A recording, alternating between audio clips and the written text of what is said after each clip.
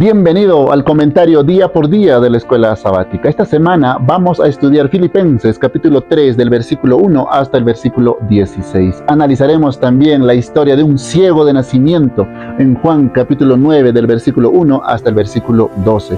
Y veremos por qué este ciego te representa tanto a ti como a mí, y por qué Jesús lo manda a lavarse a Siloé en vez de que lo sane en ese preciso momento. Y también veremos por qué para Pablo lo que antes era ganancia, ahora lo considera como pérdida, como basura, dice Pablo. Y el título de la lección de esta semana es Confianza solo en Cristo. Sin más, vamos con el primer día, pero antes te invito a que te suscribas al canal y puedas dejar también tu pedido de oración en los comentarios y también puedas unirte a una comunidad en WhatsApp. Te he dejado el link en el primer comentario. Ahora sí, vamos con el primer día y el título es Regocijándonos en el Señor. En este día vamos a analizar Filipenses capítulo 3 del versículo 1 hasta el versículo 3, los tres primeros versículos. Lo vamos a leer y lo vamos a comentar, ¿sí? Vamos a leer el versículo 1. Por lo demás, hermanos, gozaos en el Señor. Mira acá. Pablo dice, por lo demás.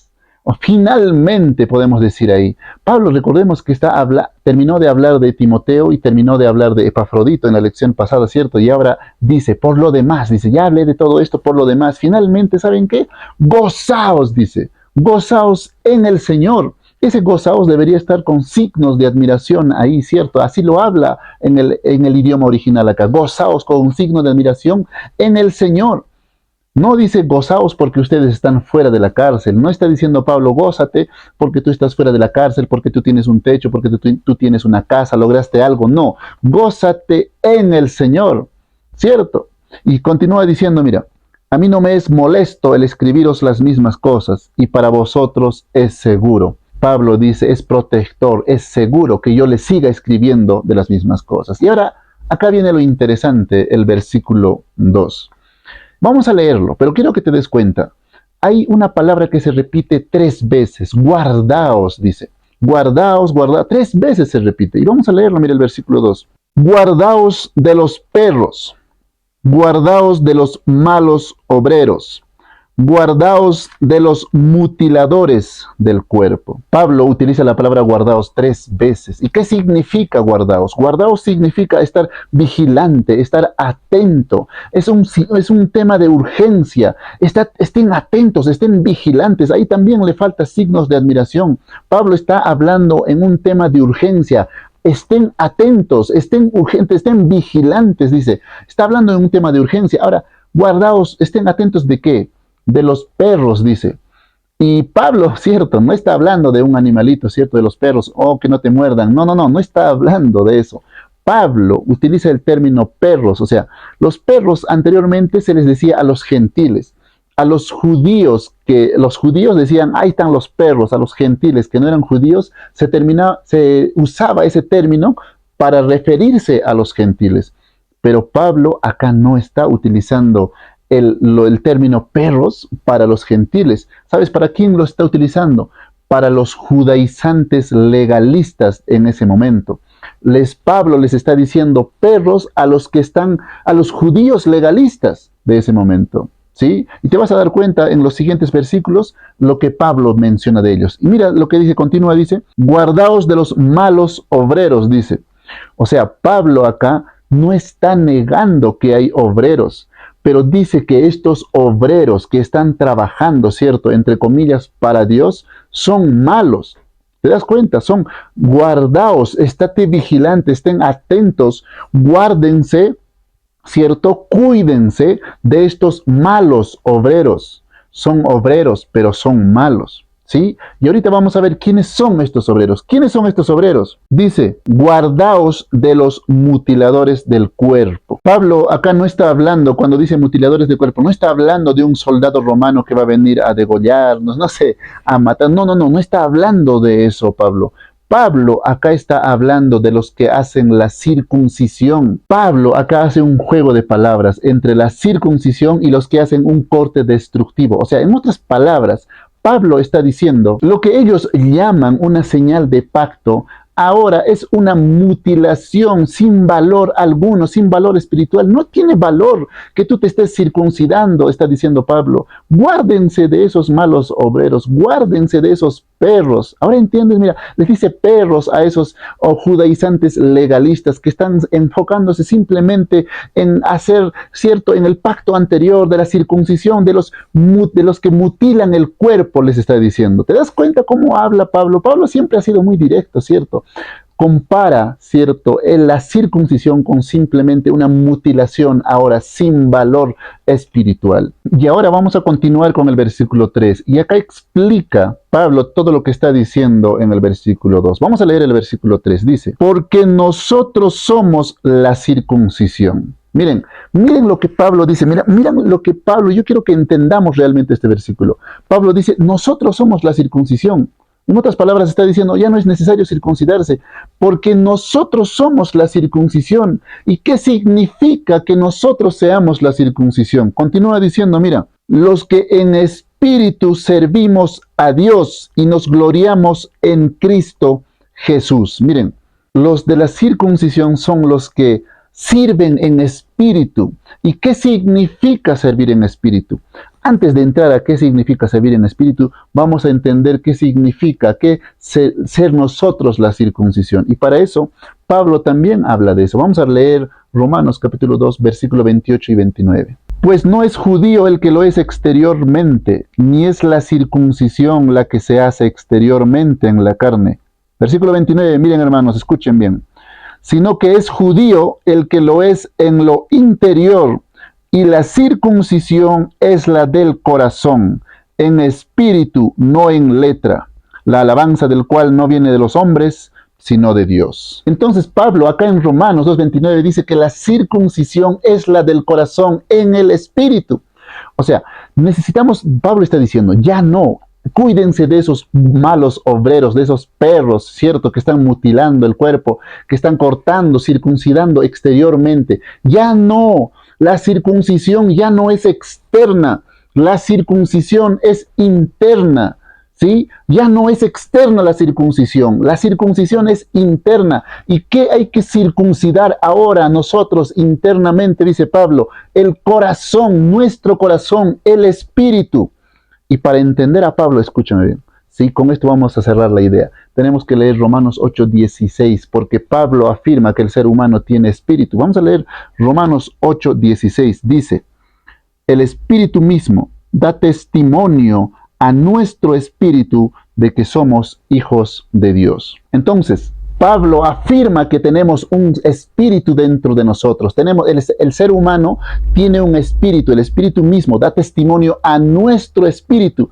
Y Pablo dice, ya no es cuídense de esos perros que están mutilando el cuerpo exteriormente. Tenemos que circuncidar nuestro espíritu, tenemos que servir a Dios en espíritu, ¿sí? ¿Y qué es entonces la circuncisión espiritual? La circuncisión espiritual no es reprimir tus emociones, reprimir tus pensamientos, no se trata de eso. La circuncisión espiritual es cortar el derecho del espíritu humano a que se maneje a sí mismo. ¿Cómo es esto, André? Mira, recordemos que cuando Pablo habla del corazón o del espíritu, no está hablando del corazón físico que tenemos, ¿cierto? Sino está hablando del centro de la voluntad, del centro de las decisiones. Así Jesús lo confirma también. Vamos a leer, mira, Jesús lo confirmó en Mateo capítulo 15, versículo 19. Porque del corazón salen los malos pensamientos, los homicidios, los adulterios, las fornicaciones, los hurtos, los falsos testimonios, las blasfemias. Entonces, tanto como para Pablo como para Jesús, el corazón no es este corazón físico, sino es el centro de la voluntad, es el centro de la decisión, es el centro de donde salen nuestros pensamientos. Y Pablo dice, tenemos que hacer la circuncisión en el espíritu. O sea, tienes que negarte a ti mismo, ya no ser tú la fuente de tus decisiones. O sea, tienes que negarte como fuente, negarte como criterio final, negarte como Señor, negarte a ti. Esto es servir en espíritu, negarte al yo, ¿sí?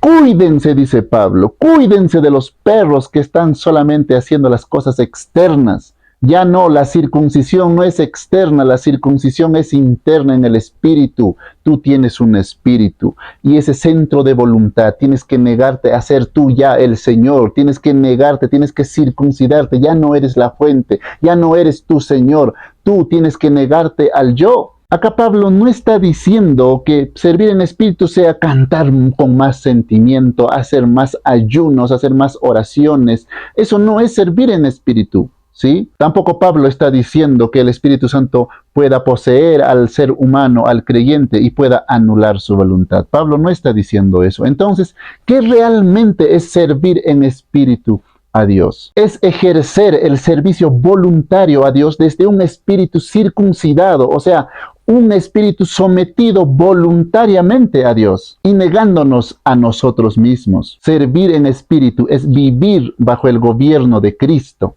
No porque Dios me controle, ¿cierto? No porque Cristo me controle, sino porque yo he renunciado voluntariamente a gobernarme a mí mismo. Y ahora, en el versículo 3 que estamos analizando de Filipenses 3, termina Pablo diciendo lo siguiente. Vamos a leerlo todo, dice, porque nosotros somos la circuncisión, los que en espíritu servimos a Dios y nos gloriamos en Cristo Jesús, no teniendo confianza en la carne. Nos gloriamos en Cristo Jesús, no nos gloriamos en la ley, no nos gloriamos en cosas externas, nos gloriamos en la circuncisión, en servir a Jesús, negándonos a nosotros mismos, haciendo la circuncisión en el espíritu que tú y yo tenemos, ese espíritu que salen los malos pensamientos, nos negamos a eso, hacemos la circuncisión y nos sometemos voluntariamente a Dios. Y nos sometemos, ¿cierto?, a vivir en Cristo, no porque Él nos gobierne, sino porque yo realmente me negué a mí mismo. Servir en espíritu a Cristo y gloriarnos en Cristo. Y antes de pasar al segundo día, dime, ¿realmente estás sirviendo a Dios en espíritu? ¿O estás confiando en cosas externas? ¿O estás confiando como los perros, como los mutiladores de cuerpo en cosas externas? ¿Estás confiando más en el sábado que en el Señor del sábado? ¿Estás negándote a ti mismo? ¿Estás sirviendo a Dios en espíritu? ¿Te estás sometiendo a Dios voluntariamente? ¿Te estás negando a ti mismo? Sirvamos a Dios en espíritu. Y ahora sí, vamos a pasar con el segundo día. El día lunes, la vida pasada de Pablo. Y en este día vamos a leer del versículo 4 hasta el versículo 6. Y Pablo dice acá, utiliza la retórica en estos versículos. Pablo dice, si ellos son judíos legalistas, ahí están con la circuncisión, están confiando en esas cosas, si ellos tendrían de qué gloriarse de la carne, yo sería el primero, dice. Y presenta 7 títulos que tiene Pablo. Hace una autobiografía, Pablo. Pero no es una autobiografía egocéntrica, ¿cierto? Diciendo yo soy esto, yo soy esto, yo soy esto. No, no es una autobiografía egocéntrica, sino es para mostrar que él tendría que gloriarse de eso, ¿cierto? Y más adelante vamos a ver que todo eso lo echa como pérdida. Pero vamos a ver estos 7 títulos que Pablo se menciona. Vamos a leer primero el versículo 4, dice, aunque yo tengo también de qué confiar en la carne.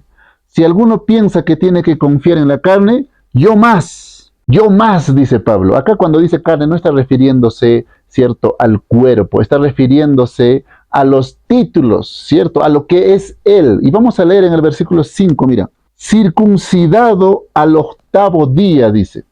Miren, el primer título que él presenta, fui circuncidado al 8º día, dice. Yo no soy un prosélito, está diciendo en otras palabras. ¿Qué es un prosélito? O sea, no es que yo me convertí cuando yo era jovencito, adolescente o adulto, como muchos se han convertido. Yo fui circuncidado al 8º día. Mira, para ser circuncidado al 8º día, tuvo que tener mamá y papá, ¿cierto?, de ese pueblo, y que al 8º día sea circuncidado, porque si no, no habría forma de que, si no has nacido en ese pueblo judío, no podrías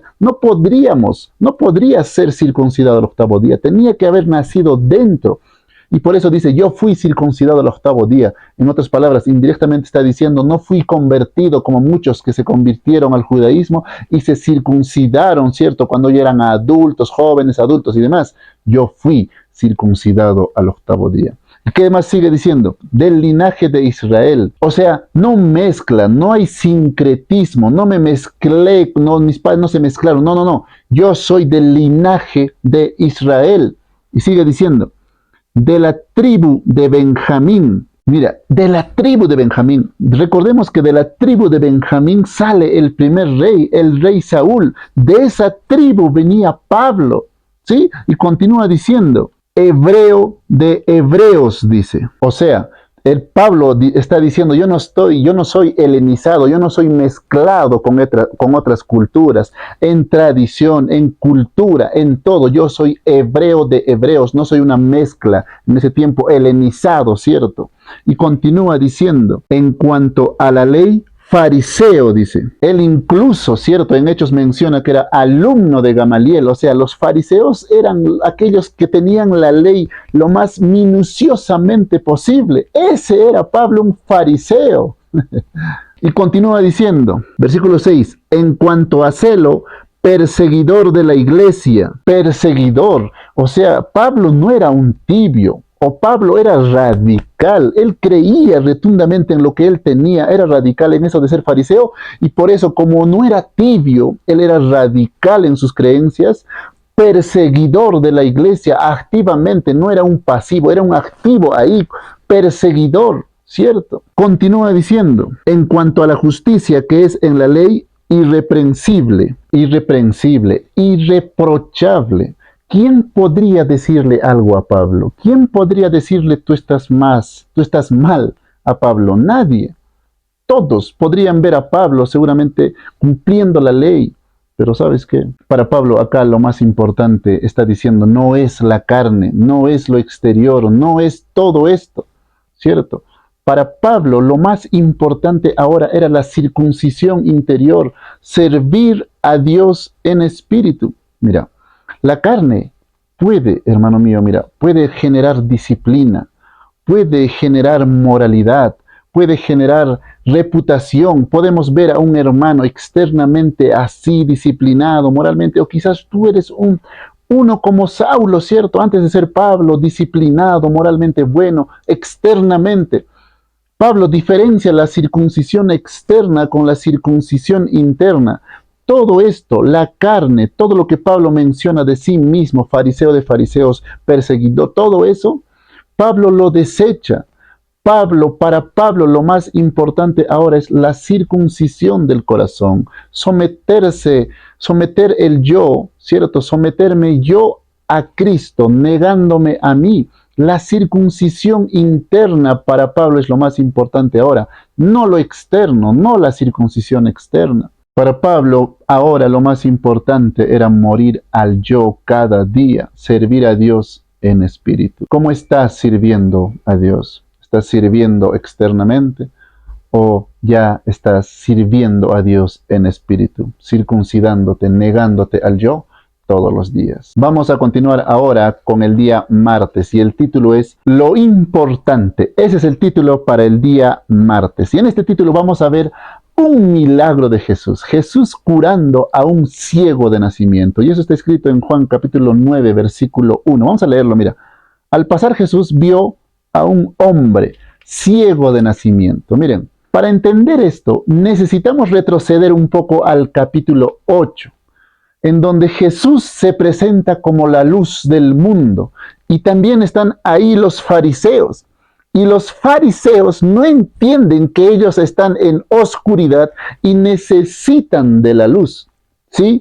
Entonces Jesús les dice, ustedes son esclavos, ustedes son de vuestro padre, el diablo. Le dice muchas cosas, pero no entienden los fariseos literalmente que ellos son esclavos. ¿Sí? Ellos están en la oscuridad y necesitan ser libres en Jesús y acercarse a la luz del mundo. Yo soy la luz del mundo. Mire, teniendo en cuenta esto, Jesús queriendo mostrarse, no queriendo, sino siendo la luz del mundo, queriendo abrirle los ojos a los fariseos que estaban en esclavitud, que ellos eran ciegos, que ellos estaban en la oscuridad. Mira, vamos a decir lo siguiente, mira. Vamos a leer Juan capítulo 8, versículo 32, dice, y conoceréis la verdad, y la verdad os hará libres. Miren, ¿quién es la verdad? La verdad es Jesús, ¿cierto? Entonces, Él dice, serán libres. Cuando conozcan la verdad, serán libres, dice. Entonces, cuando a ti te dicen que tienes que ser libre, tú dirías, yo no estoy esclavo, yo no estoy atado a nada, yo puedo ir donde yo quiera, puedo ir allá puedo moverme, puedo ir a otra ciudad, yo soy libre, ¿qué pasa? Yo no soy esclavo de nadie. ¿Cierto? Porque Jesús te está diciendo, si conoces la verdad, vas a ser libre. Pero tú dices, yo no soy esclavo. Y los fariseos decían eso. ¿Cómo tú dices que yo soy esclavo? Yo no soy esclavo de... Mira su respuesta. Entendieron esa indirecta de Jesús. Mira, versículo 33. Le respondieron, linaje de Abraham somos y jamás hemos sido esclavos de nadie. ¿Cómo dices tú, seréis libres? ¿Cómo vas a decir que yo soy esclavo de algo? Yo soy linaje de Abraham, por favor. Yo no soy esclavo de nadie, ¿cierto? Y miren, continúa diciendo, ¿de qué son esclavos entonces? Y Jesús acá les responde, versículo 34 dice, Jesús les respondió, de cierto os digo, que todo aquel que hace pecado, esclavo del pecado es. Entonces acá Jesús es más claro, ustedes están siendo esclavos del pecado. ¿Se dan cuenta? Entonces, esto también es para nosotros. Tú y yo no podemos negar que esta semana hemos pecado, ya sea en acciones, actitud, pensamiento, lo que sea, siempre estamos pecando, ¿cierto? No sé, tantas cosas que tú hiciste, que yo hice, que hicimos. A todo aquel que comete pecado, esclavo del pecado es. Jesús está hablando de la condición. No está hablando simplemente de pecar y ya pequé, ya soy esclavo del pecado. Más ratito ya no peco, no soy esclavo. No, no, no. Jesús está diciendo que todo aquel que comete pecado, esclavo del pecado, es en esclavitud, así como el salmista David dice, cierto, en Salmo 51, dice, en pecado me concibió mi madre. Nosotros somos esclavos del pecado. Y los fariseos no podían entender eso. Jesús les estaba diciendo, ustedes son esclavos del pecado. Su condición es triste, están ahí con grilletes, ahí esclavos, por eso ustedes hacen pecado. Necesitan entender que necesitan la luz, necesitan la verdad, necesitan de Jesús. Esclavos del pecado son, pero no entendieron. Muchas cosas, ahí puedes leer después de los versículos siguientes. Y Jesús ya tiene que ser más directo con ellos. Necesita ser más directo. Y lo es. En el versículo 44, mira. Dice así, vosotros sois de vuestro padre el diablo, y los deseos de vuestro padre queréis hacer. Él ha sido homicida desde el principio y no ha permanecido en la verdad, porque no hay verdad en él. Cuando habla mentira, de suyo habla, porque es mentiroso y padre de mentira. Vosotros sois de vuestro padre el diablo. Y Jesús ya es más directo acá, porque necesitaban entender ellos. Tú dirás, ¿por qué Jesús hablaba en parábolas? Que no, no, acá Jesús está siendo directo para que abran los ojos. Las personas no entienden, ¿sí? No entendemos, no entienden las personas que necesitan la luz, que necesitan un Salvador, cuando ellos están siendo esclavos, hasta que ellos vean su condición, hasta que ellos vean que están siendo esclavos y que nacemos en esclavitud y que nos estamos dirigiendo a la muerte. ¿Sí? Nacemos, el hijo que tienes, la nieta que tienes, los sobrinos pequeños que tienen, ellos nacieron para morir. Y si no reconocen a Cristo como su Salvador, no van a la luz, no conocen la verdad para ser libres, entonces, ¿cómo van a ser ellos, cierto, libres? No pueden abrir los ojos si ellos no reconocen su condición. Es impresionante lo que Jesús está acá haciendo. Después de todo esto, lo que pasó, intentan los fariseos apedrearlo y ahí, después de estar caminando, ahí viene el milagro de Juan 9. ¿Sí? Ahora sí, vamos a ir al milagro del ciego de nacimiento. Y Jesús, después de todo esto que sucedió en el templo, está caminando, pasa, ¿cierto? Y ve al ciego. Versículo 1 dice, al pasar Jesús vio a un hombre ciego de nacimiento. Miren, Jesús es el que pasa, Jesús es el que mira, Jesús es el que está frente al ciego. No es el ciego que puede ver, no es que el ciego está diciendo, Señor, sálvame, hijo de David, como en otros casos, ¿cierto? No, acá el ciego literalmente no puede ver, no está viendo, la luz está frente a él, el Salvador, el enviado, el Mesías está frente a él y el ciego de nacimiento no puede ver. El ciego de nacimiento representa a la humanidad.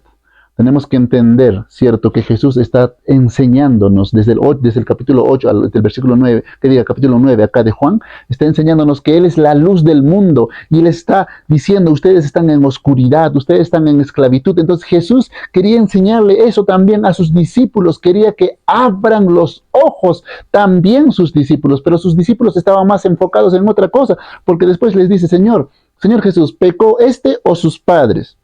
¿Sí? O sea, los discípulos estaban más en las tradiciones también, no estaban viendo lo que Jesús quería enseñarles. Y miren lo que les responde Jesús. Mira, teniendo la idea de que Jesús quiere enseñarnos, ¿cierto?, que sepamos nuestra condición, la condición en la cual nacemos. La respuesta de Jesús, versículo 4 dice, me es necesario hacer las obras del que me envió, entre tanto que el día dura. La noche viene cuando nadie puede trabajar. Entre tanto que estoy en el mundo, luz soy del mundo. Lo que más quería enseñar Jesús era que Él era la luz, ¿cierto? Frente a la oscuridad que está frente a Él. El ciego está en oscuridad, está perdido. No porque sus padres pecaron, no porque él pecó, sino porque nació en esa condición de ceguera, está ciego. Y la humanidad está así, está ciega, no sabe de su condición, nunca vio, por ende no sabe que está ciego, está en oscuridad, que está esclavo del pecado. Y tú y yo también nacimos en esclavitud. No sabemos, nuestros hijos, nuestros nietos, todos no saben que están ciegos, ¿cierto? Y eso es lo que más quería. Por eso, entre tanto que estoy acá en el mundo, luz soy del mundo, decía Jesús. Y luego viene el milagro. Jesús escupe en la tierra, hace barro y lo unta en los ojos del ciego. ¿Por qué no lo unta en todo su cuerpo? ¿Cierto? Mira, cuando hace barro, ¿no se recuerdan? ¿No se recuerdan a Génesis 2? ¿No les hace recuerdo a Génesis 2 cuando Él creó al hombre del barro? Pero en este caso Jesús está haciendo una recreación, ¿cierto?, del hombre, pero no está recreando todo el cuerpo, solamente está recreando la parte del ojo, porque Jesús quiere que tú veas, quería que la humanidad vea, quiere que la humanidad empiece a ver su condición de esclavitud que está en el pecado. Y solo hay una manera de poder nosotros ver yendo a Jesús. Así lo dice el milagro. Mira, versículo 6 y 7 dice, dicho esto, escupió en tierra e hizo lodo con la saliva y untó con el lodo los ojos del ciego. Y le dijo, ve a lavarte en el estanque de Siloé, que traducido es enviado. Fue entonces y se lavó y regresó viendo. Mira la maravilla que hace Jesús. Jesús lo envía a Siloé. Jesús lo envía a un lugar llamado enviado. O sea, ve, le dice al ciego, ve y lávate en el enviado. Ve a Siloé. O sea, en otras palabras, Jesús lo está enviando al enviado. Entonces, ¿qué nos está diciendo Jesús? Jesús nos está diciendo que la única manera de que tú y yo podamos quitarnos la ceguera en la que estamos es yendo a la verdad, es yendo al enviado. ¿Y quién era el enviado? Cuando habla Juan del enviado, siempre es Jesús. El enviado es Jesús. Yo no hago las cosas que yo hago, sino las cosas del que me envió. O sea, cuando Jesús habla, ¿cierto? Cuando Juan habla del enviado, es Jesús. Necesitamos ir al enviado, así como el ciego fue. Nosotros estamos ciegos para poder sacar, ¿cierto?, lavarnos los ojos y empezar a ver. Necesitamos ir al enviado, ¿cierto? Porque Jesús no lo dice, lávate en cualquier agua o por ahí con tu chompa, ¿cierto? Con tu chompa quítate el barro. No le dice eso, lo envía al enviado. Por lo tanto, sin el enviado no hay visión, ¿cierto? Entonces el hombre regresa viendo y pasan muchas cosas. Empiezan los fariseos a decirle quién te sanó, van ante sus padres, pasan muchas cosas, ¿cierto?, en este capítulo. Pero vamos a ir a la parte final. Vamos a leer Juan 9:39. Dijo Jesús, para juicio he venido yo a este mundo, para que los que no ven, vean, y los que ven sean cegados. ¿Qué quiere decir Jesús con esto? Para que los que no ven, o sea, para los que reconocen su condición.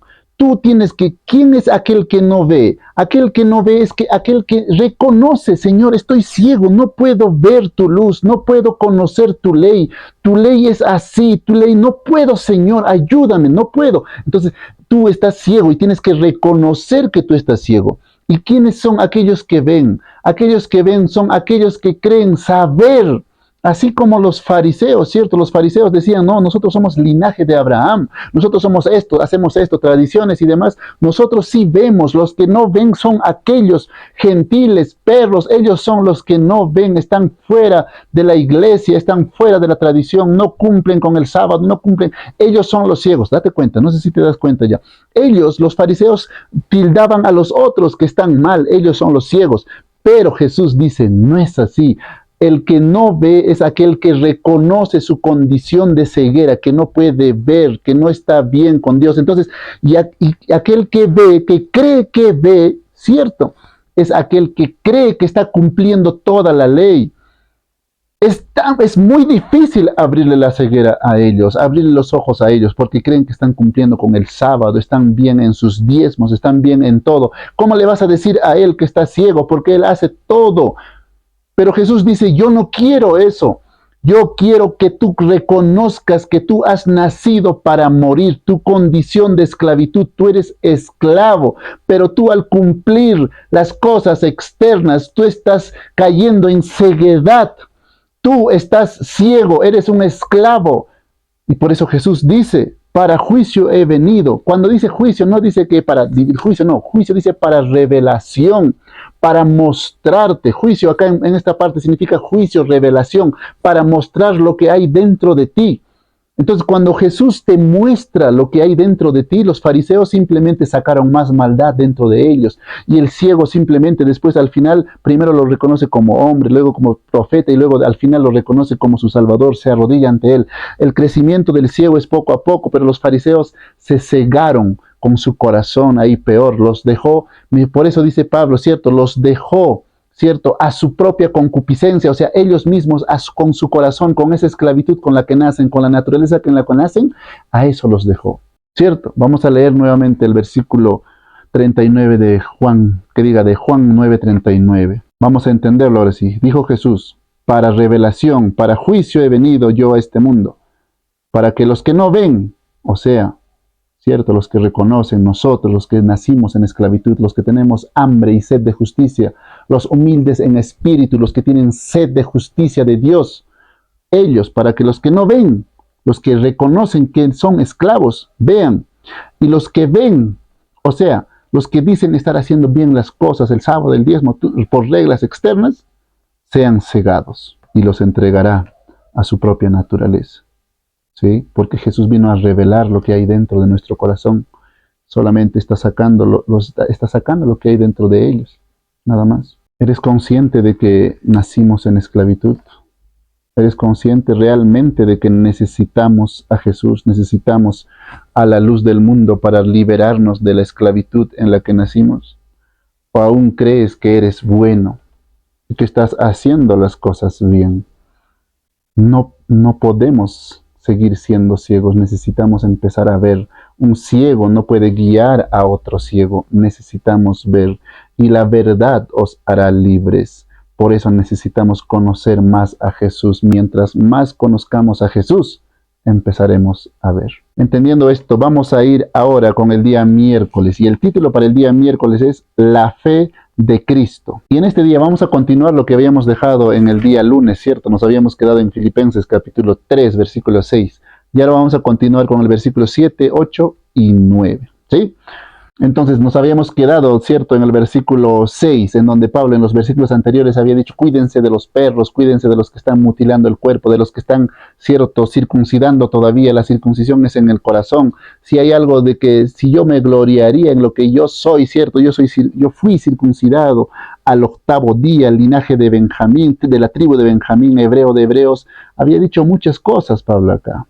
Y mira lo que dice ahora en el versículo 7. Pero cuántas cosas eran para mí ganancia, las he estimado como pérdida por amor de Cristo. Y entonces Pablo dice, cierto, todo lo que les hablé para mí son pérdida. Para mí antes eran ganancias ser hebreo de hebreos, circuncidado al octavo día, tantas cosas, pero para mí son pérdida. Y ahí démonos cuenta de una palabra ahí en el versículo 7, las he estimado, dice. O sea, cuando dice las he estimado, las he considerado deliberadamente. No es algo que él lo haya tomado así, por emoción. No es que él dice, todo eso yo lo he dejado por emoción, por trauma, porque me llevé mal con algún líder de la iglesia. No, sino que yo realmente las he estimado, las he considerado deliberadamente, conscientemente. Él lo dejó y ahora para mí es pérdida todo eso, dice, por amor de Cristo. ¿Qué todavía está ocupando el lugar de Dios en tu vida? ¿Qué todavía es más ganancia para ti que Cristo? ¿Sí? Vamos a continuar con el versículo 8. Y ciertamente aún estimo todas las cosas como pérdida por la excelencia del conocimiento de Cristo Jesús, mi Señor. Dice por la excelencia, por lo inmensurable, por el incomparable conocimiento de mi Señor Cristo Jesús. Dice, cuando dice conocimiento acá, no está hablando solamente de información, ¿sí? Está hablando de un conocimiento relacional, de relación. O sea, Pablo, todo eso lo estimo, lo considero deliberadamente como pérdida, ¿sí? Porque el conocimiento relacional que tengo ahora por mi Señor Jesús, esto es ganancia, ¿cierto? Y mira lo que dice a continuación, dice, por amor del cual lo he perdido todo y lo tengo por basura para ganar a Cristo. Dice, todo lo he perdido y lo tengo por basura, dice. Cuando dice basura es una palabra fuerte. Acá pondríamos en vez de basura desechos, ¿sí? Excremento, incluso se podría traducir esa palabra, desechos, restos, excremento. Entonces, si consideramos eso, ¿qué está diciendo eso? Lo tengo por excremento, todo eso. Es una palabra fuerte, casi una palabra vulgar. Sí, Pablo, hay una línea delgada para que ya pase a lo vulgar, Pablo. Entonces, imagínate lo que está diciendo. Para mí todo eso es excremento, ya por no decir otra palabra, ¿cierto? Que yo sé que tú sabes. Entonces, Pablo está utilizando una palabra fuerte ahí. Y acá nace un paradigma, ¿cierto? Lo pierdes todo, pero ganas todo también. Pierde todo Pablo, pero gana a Cristo. Pero aquellos que ganan todo, lo pierden todo también, que es Cristo. ¿Cierto? Por eso Jesús decía, ¿cierto? Aquel que gane su vida, la perderá, pero aquel que pierda su vida, ¿cierto? La ganará. Entonces entendemos ahora a Cristo. Pablo entendía perfectamente eso. Niégate a ti mismo, carga tu cruz y sígueme, decía Jesús, ¿cierto? Y acá Pablo es lo mismo, servir en espíritu a Dios. ¿Cierto? Y estamos acá también, Pablo, lo perdí todo, lo tengo por basura, dice, por desechos, por excremento, todo eso, por amor de mi Señor Jesús, por el conocimiento relacional, ¿sí?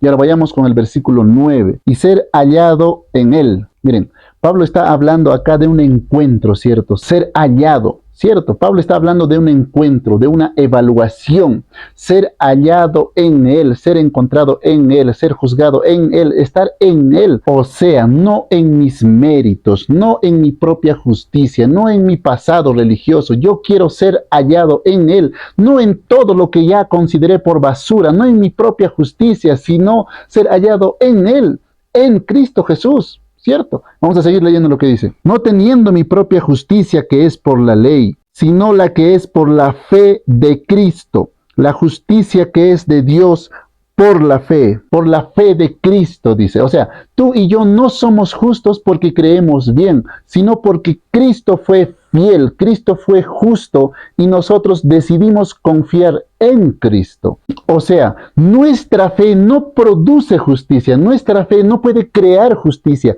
nuestra fe solamente recibe la justicia. ¿La justicia de quién? La fe de Cristo, la justicia de Cristo. O sea, no somos justos porque creemos bien, sino somos justos porque Cristo fue justo y nosotros solo por fe recibimos su justicia. Nuestra fe no crea justicia, nuestra fe no produce justicia, solamente la recibe. Y es por eso, cierto, que Pablo renuncia voluntariamente al yo, cierto, y se niega a sí mismo y voluntariamente se somete a Dios para recibir su justicia. Entonces, Por lo tanto, mira, la justicia no nace del esfuerzo humano, sino de la fidelidad de Cristo, y se recibe cuando el hombre se somete voluntariamente a Dios, negándose a sí mismo. La fe de Cristo. ¿Quieres recibir la justicia de Cristo? Niégate a ti, así como Pablo lo hace. Tira todo como basura, considera todo como basura y ganarás la vida. Recibirás hasta ser hallado en Él, en la fe de Cristo. No porque tú lo produzcas, ¿cierto? Sino porque Jesús por su fidelidad lo hizo y nosotros por fe lo podemos recibir. ¿Cómo estás con eso? ¿Estás recibiendo la justicia de Cristo? ¿Estás viviendo de la fe de Cristo? ¿Podrías ser hallado en Cristo o vas a ser hallado en tus méritos, en tu pasado religioso? ¿Cómo estás con eso? ¿Sí? Y ahora vamos a ir con el último día, el día jueves. Solo una cosa, conocer a Cristo. Y en este día vamos a analizar del versículo 10 hasta el versículo 16 de Filipenses 3. Vamos a leer el versículo 10, dice, a fin de conocerle. Pablo dice a fin de conocerle, miren, todo lo que ha dejado atrás, todo eso es, el fin es, su fin es conocerle, a fin de conocerle. Dice, eso es todo lo que ha hecho es para conocerle, pero no está hablando de conocimiento cierto, de conocimiento de información, sino de un conocimiento relacional, experimental. ¿Ok? Continuemos. Y el poder de su resurrección, dice. Poder, dunamis, ¿cierto? Está dinamis, dinamita, de ahí viene la palabra dinamita, dunamis, el poder de su resurrección. Pablo está hablando de una victoria futura. Pablo está hablando no solo de milagros, sino de una victoria futura. Sigamos leyendo, dice, y la participación de sus padecimientos. Y la participación de sus padecimientos. O sea, Pablo dice, no solo quiero observar, ¿cierto? De lejos, estar mirando, guay, no, quieres experimentar la participación de sus padecimientos, estar ahí con Él en Cristo. Participación real, comunicación activa. Está hablando de eso. Y por último dice, llegando a ser semejante a Él en su muerte. Semejante. Cuando dice semejante acá, la palabra significa moldeado, según su forma. ¿Sí? O sea, Pablo realmente quiere ser moldeado de acuerdo a Cristo. Ese es su más grande anhelo, incluso en su muerte. Y seguramente acá está hablando de la muerte tanto física como del interno, del yo. Porque Pablo decía en Gálatas 2:20, con Cristo estoy juntamente crucificado, ¿cierto? Pablo hablaba de mucho de eso. ¿Sí? Vamos a continuar con el versículo 11, dice, si en alguna manera llegase a la resurrección de entre los muertos. Pablo acá dice, si en alguna manera. Pablo no está hablando de duda, ay, ojalá llegue, tal vez llegue, podría llegar, no está expresando duda acá Pablo. Pablo lo que está diciendo es en un sentido de humildad, ¿sí? Cuando leemos en el idioma original es un sentido de humildad, no es duda, ¿sí? Versículo 12, no que lo haya alcanzado ya, ni que ya sea perfecto. Doble negación, ¿cierto? Dice, no que lo haya alcanzado, ni que ya sea perfecto. Doble negación. Entonces, en un sentido de humildad, recuerda, Pablo está siendo humilde acá. Y continúa diciendo, si no prosigo, dice, perseguir, acosar, realmente correr tras algo intensamente. Está haciendo ahí Pablo accionando, actuando, persiguiendo activamente, ¿cierto? ¿Qué está persiguiendo? Prosigo, dice, por ver si logro asir aquello para lo cual fui también asido por Cristo. Asir, agarrarse, aferrarse a algo fuertemente. Pablo está diciendo, Cristo ya me agarró fuertemente. Y yo estoy persiguiendo eso para lo cual ya Cristo me agarró, para yo también agarrarme. Entonces lo que Pablo está diciendo es, lo persigo porque ya fui aceptado, ya fui agarrado por Cristo y yo estoy simplemente persiguiendo,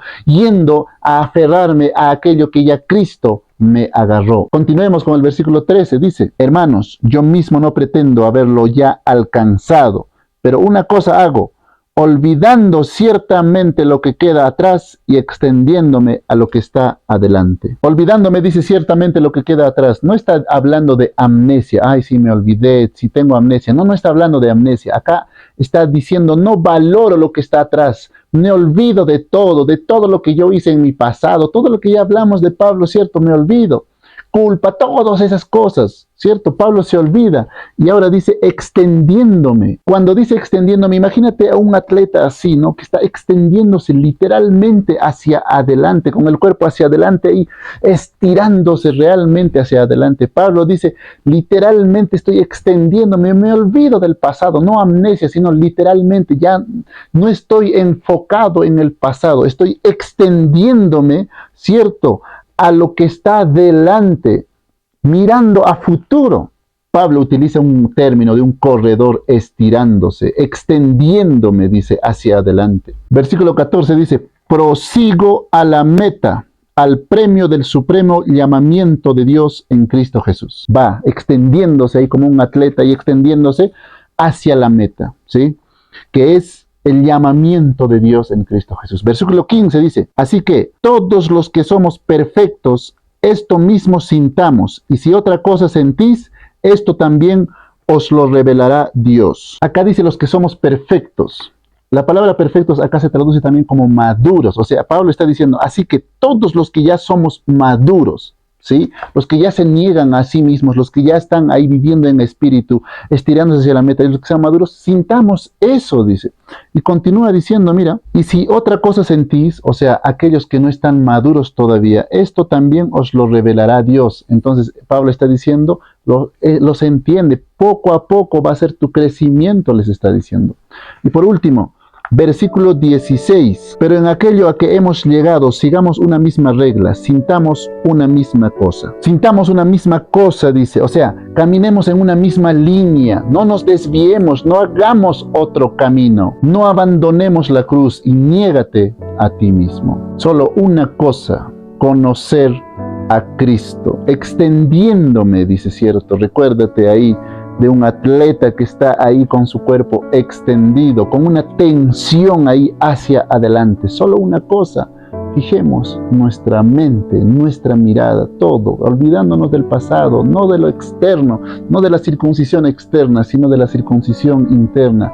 Servir en espíritu, negándote a ti, negarnos a nosotros y someternos voluntariamente a Dios.